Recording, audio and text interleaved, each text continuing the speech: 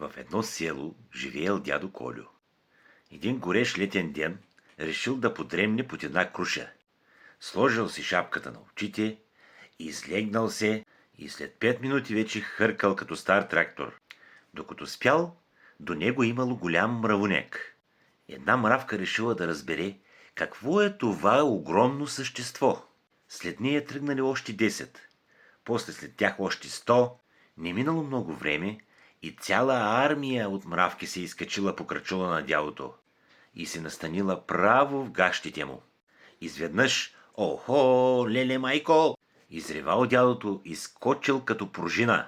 Започнал да подскача из двора, да се тупа по задника и да вика: „Нападение, нападение!“ Съседа бай Иван го видял и попитал: „Колю, какво ста?“ „Мравки в гащите ми има, мравки в гащите ми!“ Бай Иван се засмял: „Хе-хе-хе, една-две мравки няма да те изядат.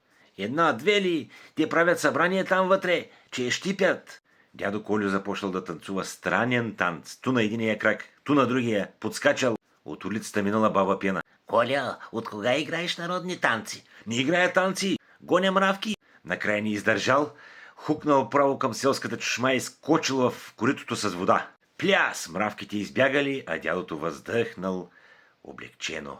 Точно тогава дошъл кмета и казал: „Колю, що се къпиш в коритото? Нали знаеш, че е забранено?“ Дядото поклатил глава и казал: „Кмете, ако знаеш какъв наем плащат мравките за квартира в гащите ми, щях да стана милионер.“ От тогава в селото всички казвали: „Ако видиш дядо Колю да танцува без музика, значи пак е намерил мравуняк.“